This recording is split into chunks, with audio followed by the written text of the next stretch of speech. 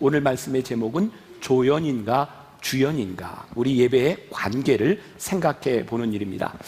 올 한 해를 시작하면서 계속해서 이 체인지에 대한 말씀을 나누고 있고, 우리들의 삶의 변화, 사역의 변화, 그리고 예배에 대한 변화에 대한 말씀을 나누고 있죠. 다시 한번 짚고 넘어가면, 변화를 이야기하는 것, 변화가 목적이 아닙니다. 어떻게 변화해야 될 것인가. 오늘 이 예배에 있어서도 우리들은 흔히 예배에 대해 이런 표현을 쓰죠. 내가 하나님께 예배를 드립니다. 하나님께 드립니다. 하나님을 찬양합니다. 이게 참 귀한 일이기는 한데, 잘못하면 우리들이 하나님께 드리는 이 예배가 의식이 되어버려서 종교 의식으로 끝날 수도 있습니다. 이 종교적인 의식과 이런 행위들을 어떻게 하나님과의 관계 속에서 바라볼 수 있는가. 그러니까 오늘 말씀, 사도 바울이 로마에 있는 교인들에게 썼던 이 편지 가운데서 하나님이 기뻐하시는 예배에 대해서 말하고 있어요. 그리고 변화를 받아라, 이렇게 말을 하고 있습니다. 그러니까 이 예배라고 하는 것은 단순히 이 행위에 대한 문제가 아니라 우리들의 삶에 대한 문제이기도 합니다. 그래서 우리들이 예배를 드릴 때 어쩌면 몇 년 전에 우리 교회에 와서 설교를 했던 호주의 이루다 목사님이 있었습니다. 기억하는 분인지 모르겠어요. 그분이 모세에 대한 이야기를 하면서 하나님께서 모세를 부르실 때, 모세야, 이곳은 거룩한 곳이니 내 발에서 신을 벗으라. 거룩한 곳. 근데 우리들은 하나님이 부르시는 곳에서 그곳이 거룩한 곳일 때도 있지만 굉장히 거북할 때도 있다. 또 요나서 말씀을 가지고 설교하면서 이런 이야기를 했습니다. 요나가 순종했더라면 성경은 요나서가 1장에서 끝났을 텐데, 요나가 불순종함으로 인하여 우리의 통독의 분량을 많이 늘려놨죠. 4장까지 늘려놨어요. 결국 우리들이 하나님 앞에 순종하는가 순종하지 않는가, 우리들의 삶의 변화가 일어나지 않는가 일어나는가, 이 모든 것들이 우리들의 삶과 관계된 부분입니다. 예배를 통해서 우리는 하나님의 부르심을 경험합니다. 분명합니다. 그리고 예배를 경험하는 것은 일반적으로 우리들이 교회 공동체를 통해서 예배를 경험합니다. 그러니까 예배는 교회 안에서, 물론 이것을 뛰어넘는 부분, 앞으로 제가 얘기하겠지만 이 예배를 먼저 생각할 필요가 있죠. 그러면 여러분들에게 묻겠습니다. 우리는 만나교회 이 예배당에 예배가 목적이 되어서 모인 사람들입니까? 아니면 예배를 통한 무엇이 있습니까? 만나교회 사명선언문 아시죠? 우리 같이 한번 읽어보겠습니다. 뭐 다 외우시겠지만 이거 안 띄워줘도 되겠지만 혹시 한 분을 위해서 띄워드린 거니까 같이 봅니다. 시작. 하나님의 임재를 경험한 예배자들이 예수님의 말씀으로 훈련된 제자가 되어 성령의 능력으로 지역과 세상을 섬긴다. 여기에 보니까 하나님의 임재를 경험한 예배자들이, 그러니까 우리는 예배가 목적이 아니라 예배자가 되어 무엇을 하려고 해요? 예수님의 말씀으로 훈련된 제자가 되고 성령의 능력으로 세상을 섬기기 위하여 예배를 드리는 거예요. 그러니까 우리들 이 예배의 힘은 예배를 통해서 우리들이 어떤 능력을 가지고 어떻게 살아가느냐에 대한 부분이죠. 오늘 로마서 우리가 읽었던 본문 말씀 12장 1절에 보니까, 그러므로 형제들아, 내가 하나님의 모든 자비하심으로 너희를 권하노니 너희 몸을 하나님이 기뻐하시는 거룩한 산제물로 드리라. 이는 너희가 드릴 영적 예배니라. 이 한 절 가운데서 제일 중요한 한 단어를 뽑아내려면 뭘까요? 영적 예배죠. 그리고 영적 예배를 수식하는 것이 있습니다. 너희의 몸을 하나님이 기뻐하시는 거룩한 산제물로 드리라. 이는 너희가 드릴 영적 예배니라. 그런데 이 문장이 이렇게 딱 끊어지는데요, 이 문장이 되기 위한 전제가 있습니다. 그게 뭐냐면 하나님의 모든 자비하심으로 너희를 권하노니, 하나님의 자비하심이 없다면 영적 예배는 존재하지 않습니다. 우리가 오늘 하나님 앞에 예배할 수 있는 이유, 하나님의 자비하심을 경험하고 자비하심을 고백하지 않는 우리들에게 우리들의 능력을 가지고, 우리들의 사명을 가지고, 우리들의 자격을 가지고 하나님 앞에 예배자가 될 수는 없습니다. 오늘 여기 설교하는 제가 지금까지 살아왔던 제 삶과 어제와 지난 일주일을 살았던 제 삶의 제 말 한마디, 저의 행동들을 가지고 제가 설교자로서의 자격이 있을까요? 오늘 여러분들이 예배자가 되어서 이 자리에 앉아 있는데, 여러분들이 살아왔던 여러분들의 인생과 여러분들의 자격을 놓고 볼 때 진짜 여러분들 하나님 앞에 예배드릴 자격이 있는 사람들인가요? 아닙니다. 우리는 하나님의 자비하심을 입지 않았다면 이 자리에 설 수 있는 사람들은 아무도 없습니다. 우리는 하나님의 자비하심으로 인하여 우리들이 예배를 드리고 있는데, 우리들은 왜 예배합니까? 우리들이 예배에 대해서 착각하는 것이 있습니다. 예배를 드리고 나서 여러분들이 할 수 있는 최고의 말, 이게 설교자로서 제가 예배를 인도하는 사람으로 들을 수 있는 최고의 찬사, 이런 거죠. 은혜 받았습니다. 여러분들은 어떤 때 여러분들이 은혜 받았다고 느끼십니까? 다 그런 건 아니겠지만 대부분의 경우에 우리의 감정이 채워졌을 때, 우리의 감정에 만족감이 생겼을 때, 내가 좋았을 때 우리는 은혜 받았다, 이런 표현을 씁니다. 근데 예배는 우리가 은혜를 받는 것 그 이상의 것입니다. 오늘 그런 이야기를 여러분들과 하려고 하는 거예요. 우리 교회 이야기는 절대로 아닐 것 같습니다. 해당 사항이 없으니까. 어떤 40대 아들과 60대 어머니가 대화를 합니다. 공감이 갈지 모르겠어요. 아들이 어머니에게 얘기합니다. 어머니, 나 예배드리기 싫은 이유 3가지가 있어요. 첫 번째, 주일 아침에 늦잠 좀 자고 싶어요. 두 번째, 장로님의 기도가 너무 길어요. 세 번째, 성가대의 불협화음이 싫어요. 그랬더니 어머니가 이렇게 말을 합니다. 아들아, 그럼에도 불구하고 네가 예배를 드려야 되는 3가지 이유가 있다. 첫 번째, 예배는 선택이 아니라 의무다. 두 번째, 예배는 사람과의 관계가 아니라 하나님과의 관계다. 세 번째, 결정적인 것은 네가 그 교회 담임 목사잖니. 결석하면 안 된다. 이렇게 이야기를 합니다. 여러분, 우리들이요, 늘 예배가 드린 것이 좋은 것은 아닙니다. 제가 설교자로서 설교하는데 매주 제가 설교하는 것이 즐겁고 신나는 일일까요? 그렇지 않습니다. 예배는 예배이기 때문입니다. 오늘 여러분들에게 첫 번째 질문을 던집니다. 여러분들은 오늘 이 예배의 주연인가 아니면 조연인가? 저는 오늘 이 예배 가운데서 저 자신이 주연이라고 생각합니다. 왜? 저는 예배에 굉장히 중요한 역할을 담당하고 있죠. 근데 만일 여러분들이 오늘 예배를 드리면서 나는 조연이야, 목사님이 주연이야 라고 생각한다면 우리는 예배를 아주 잘못 이해하고 있는 겁니다. 여러분, 어떤 드라마나 연극, 뮤지컬, 오페라 이런 데서 주연은 어떤 역할을 하나요? 조연보다 중요하고요, 엑스트라보다 훨씬 중요합니다. 그래서 주연은 대체가 불가합니다. 엑스트라는 빠져도 큰 표가 나지 않습니다. 혹시 여러분들 연극을 보다가 혹시 그런 경우를 보셨어요? 주연을 맡은 사람이 연극 중간에 막 뛰어와서 죄송합니다, 더 늦어서 죄송합니다, 제가 이어서 하겠습니다, 뭐 이런 경우, 대사를 이렇게 막 외우다가 졸아, 뭐 이런 경우 보셨어요? 아마 주연에게서 이런 경우를 찾아볼 수가 없을 겁니다. 왜? 그 사람은 그것이 제일 중요하기 때문에 거기에 집중하고 있는 거죠. 여러분들이 오늘 이 예배의 주연이라면 여러분들이 지금 예배를 드리는 태도와 우리의 영적인 상태들은 아주 달라질 겁니다. 문제는 우리들이 스스로 이 예배의 주연이라고 생각하지 못할 때가 참 많은 거죠. 저는 오늘 이 예배를 인도하면서 설교자로서 저의 역할이 무엇일까라고 생각하면 제 역할의 주역은 뭐냐면 여러분들로 하여금 하나님과의 인격적인 관계가 일어나도록 하는 것이 제 역할로서의 주역입니다. 저는 오늘 말씀을 지난 2주 동안 매일 새벽마다 일어날 때마다 이 말씀을 보고 여기에 몇 가지 색깔로 몇 가지 글씨체로 제가 말씀을 외우고 준비하고 여기 서 있습니다. 이건 저에게 굉장히 큰 부담스러운 일입니다. 근데 오늘 말씀을 들으며 하나님과의 인격적인 만남을 가지러 온 여러분들에게 어떤 부담이 있습니까? 우리 만나교회를 찾아오는 사람들 중에 그런 사람이 참 많지 않습니까? 그동안 나 신앙생활하는 게 너무 힘들어서 이제 만나교회에서는 좀 부담 없이 신앙생활 좀 해보자.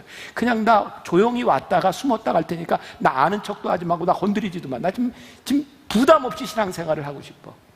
근데 예배는요, 우리가 이 예배의 주역이라고 생각하는 순간부터 그 부담은 우리들에게 아주 필요한 것입니다.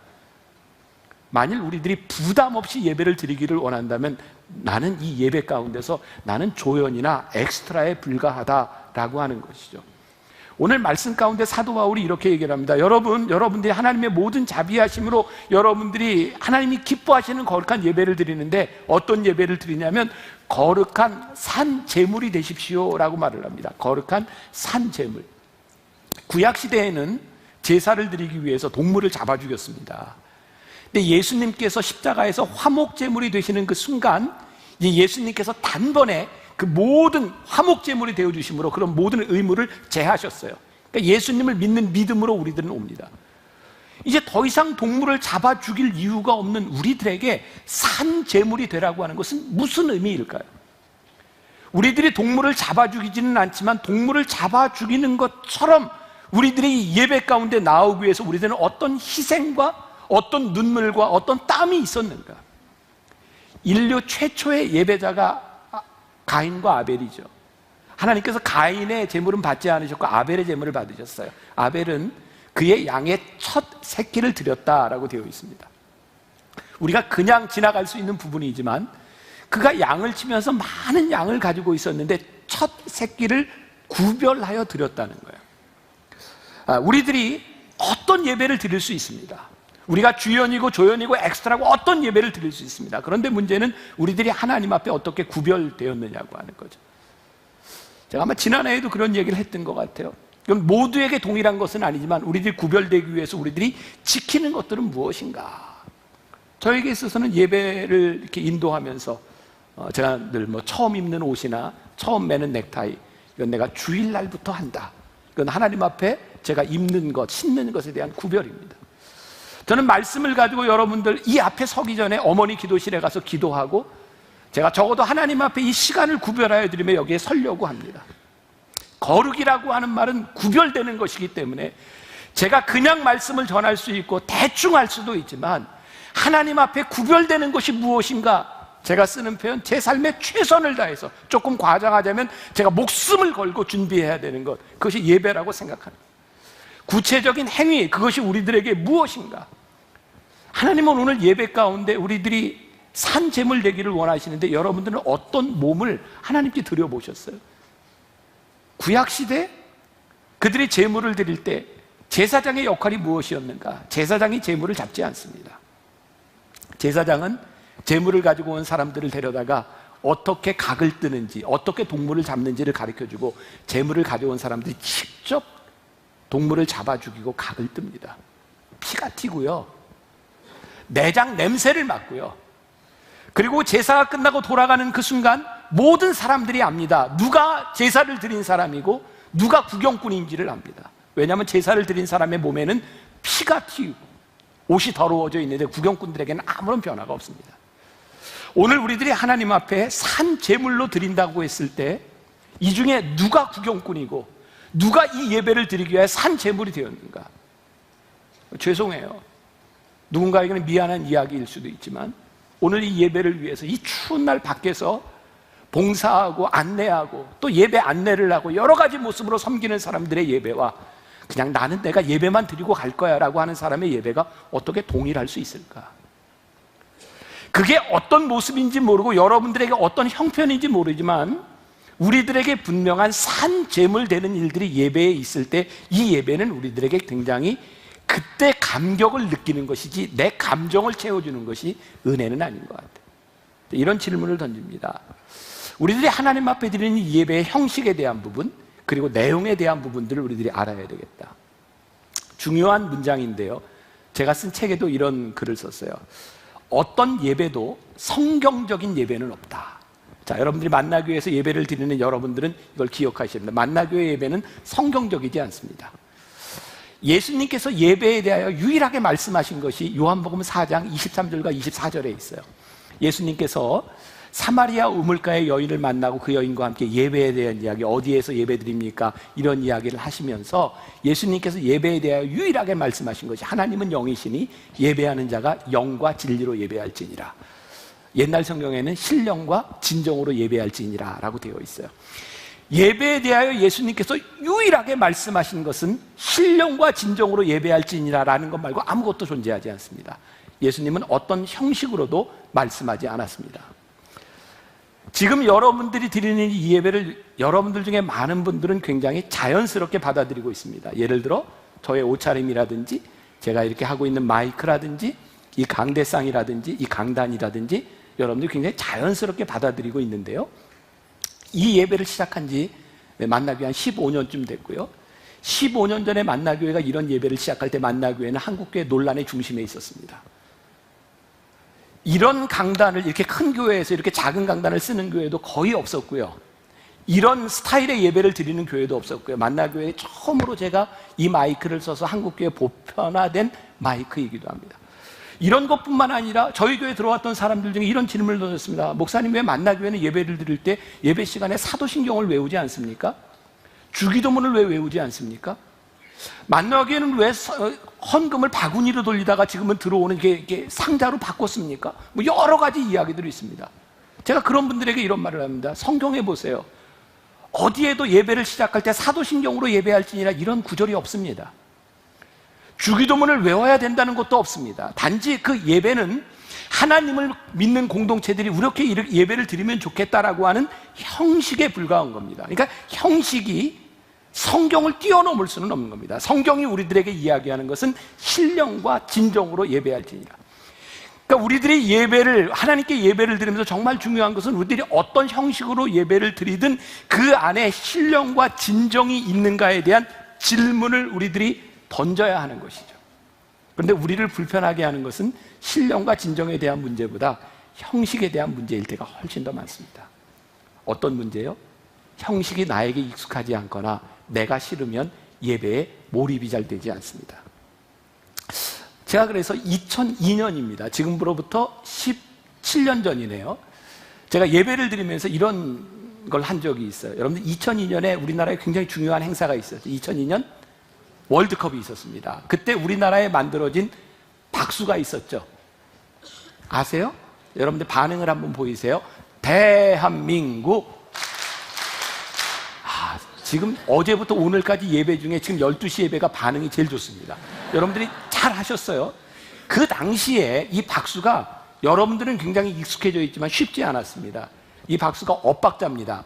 짜짜짜짜짜 이렇게 치는데, 그리고 옛날 사람들이 노래를 부를 때는 되게 이렇게 박수를 쳤어요. 요즘 애들은 엇박자로 칩니다. 요즘 청년들하고 여러분들 예배 드리는 게 쉽지 않습니다. 그래서 우리 교회에서 청년들과 함께 예배를 드리다 보니까 찬양이나 이런 게 어른들하고 참 힘들었어요. 그때 제가 2002년 월드컵에 대한민국 한번 박수해 보세요 그랬더니 그 당시에 교인들이 잘 못해, 여러분들처럼 잘 못했습니다. 그래서 제가 못하는 교인들에게 이렇게 얘기를 했습니다. 여러분, 이 박수를 제대로 따라하면 젊은이요, 이 박수를 못 따라하면 안 젊은입니다. 그리고 다시 대한민국. 다시 한번 대한민국. 이렇게 딱 맞았어요. 그때 제가 이런 이야기를 했습니다. 여러분, 이게 힘들기는 하지만 할 수 있습니다. 단지 우리들이 안 하려고 하는 것은 우리들이 힘들다고 느끼기 때문입니다. 우리들이 편하다고 느끼는 것은 우리들이 지금까지 살아왔던 우리들의 삶에 대한 방식이지 그것은 진리가 아닙니다. 여러분, 외부에서 강사로 오는 분들이 만나교회에서 이 강단에서 설교하는 걸 굉장히 힘들어하는 걸 아십니까? 특히 순복음 계통에 계셨던 분들이 여기에 강단에 있으면 너무너무 힘들어합니다. 여러분들이 아멘을 잘 안 합니다. 그래서 그분들이 설교하다가 아멘 안 해요? 아멘? 아멘. 이렇게 안 하니까 할렐루야, 할렐루야. 이게 뭐야? 할렐루야. 이러면 이제 다시 되는데 또 조금 지나가면 또 아무 말 안 해요. 굉장히 힘들어요. 저는 개인적으로 여러분들에게 아멘을 한 번도 강요한 적이 없습니다. 왜냐하면 저는 아멘은 우리들의 마음 속에서도 있을 수 있는 거니까 굳이 밖으로 표현하지 않아도 우리들의 마음으로 고백할 수 있으면 됐다. 이것은 제가 여러분들의 반응을 받아들이는 방식입니다. 저의 방식에 익숙해져 있던 여러분들이 저와 다른 스타일의 설교를 하는 분들이 아멘을 하라고 하면 참 힘들죠. 그런데 만일 이렇게 생각을 해보세요.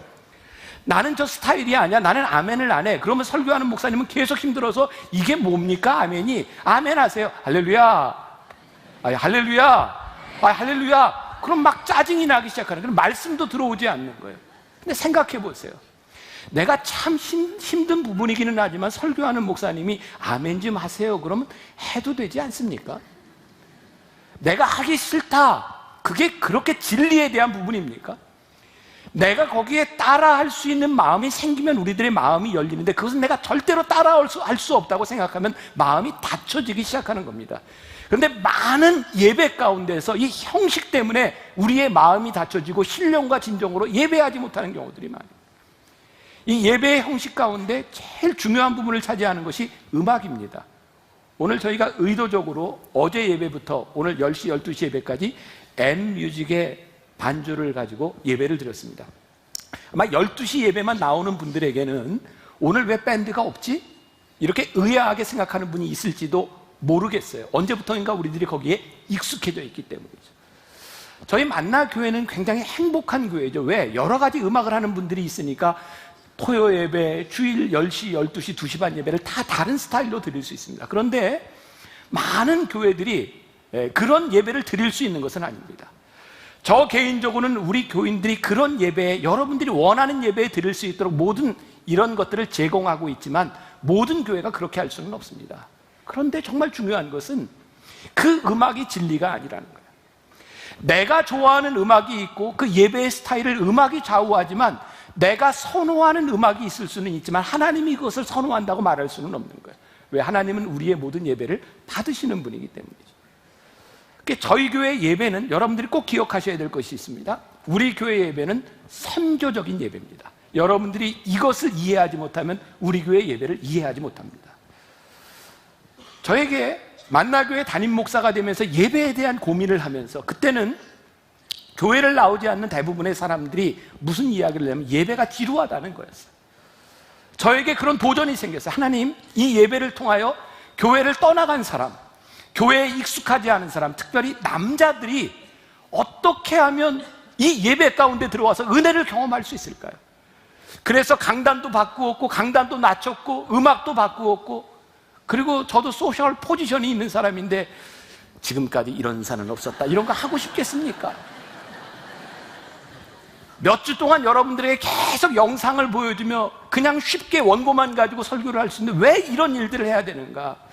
우리가 신령과 진정으로 예배를 드려야 되는데 이 선교적인 관점, 아직 교회 문화에 익숙해지지 않은 사람들에게 이 말씀으로 들어오도록 하기 위하여 형식을 사용하는 선교적 예배를 여러분들이 이해를 하지 못하면 만나교회 예배를 드릴 수가 없는 거예요. 그리고 만나교회 예배는 선교적인 예배, 그것이 가장 중요하게 생각하는 형식에 대한 부분입니다. 자, 그러면 오늘 예수님께서 우리들에게 영적 예배라고 이야기할 때 이 영적 예배라고 하는 것은 무엇일까? 우리 하나님이 기뻐하시는 그 예배라고 하는 것은 무엇일까? 우리들이 착각하는 것 중에 하나가 있습니다. 하나님은 영이시다라고 하는 것인데 우리는 자꾸 하나님을 사물로 대하려고 하죠. 우리는 하나님을 인격적으로 만나려고 하지 않습니다. 그런 예를 들어보면 이런 거예요. 물론 여러분들에게 그것이 잘못된 건 나쁜 것은 아니지만 이런 경험들이 있죠. 내가 신앙생활하고 교회를 다니는 사람인데 어느 날 이렇게 출장을 가는데 예배를 안 드리고 갔어. 근데 거기에서 사고가 났어. 그때부터 마음이 찜찜해. 그래서 예배를 드리기 시작하는 거야. 그때부터 사고도 안 나고 마음이 편안해지고 이제 나에게 어떤 생각이 드냐면, 아, 예배를 드리고 가면 하나님이 나를 지켜주시고 편안하구나. 그리고 예배를 드리지 않으면 무섭구나. 그래서 예배를 드리는데 어떤 마음이 생기냐면 무서워서 예배를 드려요. 그리고 보험을 드는 것 같아요. 영이신 하나님이 그런 예배를 기뻐하실까요? 여러분, 이게 잘못됐다 이런 이야기를 하는 게 아니라 하나님이 기뻐하시는 예배는 다른 차원의 문제라는 거예요. 영이신 하나님이 기뻐하실 수 있는 것은 우리의 사물에 대한 문제가 아니라 인격적인 관계, 너와 나와의 만남이 중요하다고 말씀하고 계시는 거죠. 그래서 영이신 하나님은요, 우리의 시간을 초월하세요. 그러니까 여러분들, 우리들이 예배를 드릴 때 어떤 시간에 예배를 드릴 수 있어요? 10시, 12시, 2시 반, 아침 언제든지 예배 드릴 수 있어요. 근데 우리들이 이 하나님을, 영이신 하나님을 잘못 이해할 때 우리는 이런 표현을 많이 썼죠. 주일 대예배. 많이 들어보지 않았습니까? 저희 교회에서는 쓰지 않는 표현입니다. 여러분들이 생각하는 주일 대예배는 몇 시입니까? 적어도 10시, 11시, 12시 요 어간에 드려야 대예배고 그 시간에 안 드리면 안 대예배잖아요. 왠지. 그래서 우리들은 우리의 편리한 시간대에 대예배라고 규정을 해놓고 그 예배가 아닌 건 어쩌면 그런 예배 같은 느낌들을 가졌어요. 또 하나님은 영이신데 우리는 하나님을 어디에다 가둬놨냐면 이 장소에 가둬놨어요. 우리들이 정해진 시간과 우리들이 원하는 장소에서 예배를 드릴 때 하나님은 우리의 예배를 받으신다고 생각한 거죠. 자, 우리 크리스찬들이 이 시간에 여기에서 예배를 드리는 건 굉장히 중요한 의미를 가지고 있습니다. 왜냐하면 그것은 우리들의 약속이기 때문입니다. 우리 크리스찬들은 하나님을 예배할 때 특별한 장소에서 특별한 시간에 예배하며 우리들은 크리스찬이라는 아이덴티티를 가집니다. 그런 면에서 우리가 주일을 성수하고 예배를 드리는 것은 굉장히 중요한 의미를 가지고 있습니다. 그런데 이 생각이 굉장히 강하게 자리 잡기 시작하면서 이 시간과 이 장소를 떠난 예배에 대하여 하나님은 계시지 않다라고 생각한다면 하나님은 영이시다라고 하는 것을 잘못 이해하는 겁니다. 다시, 우리들이 정해진 시간과 정해진 장소에서 예배를 드리는 것은 굉장히 중요한 일이지만 하나님은 그 이상의 분이시라는 거예요. 그래서 저는 토요 예배를 우리들이 드리면서 여러분들에게 예배를 드리고 여러분들이 다른 교회로 가도 괜찮습니다 라고 하는 이야기가 뭐냐면, 하나님은 우리 교회와 특정한 시간에만 머무시는 분이 아니라, 우리의 편의가 아니라 우리들에게 주어진 사명과 선교적 소명과 하나님의 마음으로 인하여 우리들이 장소와 시간을 떠나는 것에 대하여 하나님은 우리의 예배를 받으신다는 거예요. 다시, 우리의 편의에 의한 시간과 장소가 아니라 하나님의 마음으로 하나님의 영을 만나는 것은 우리들에게 훨씬 더 중요한 예배다. 여러분들이 어떤 시간에 예배를 드려도 괜찮습니다. 근데 중요한 것은 하나님 앞에 여러분들이 있는 그 예배 시간이 구별되었느냐예요.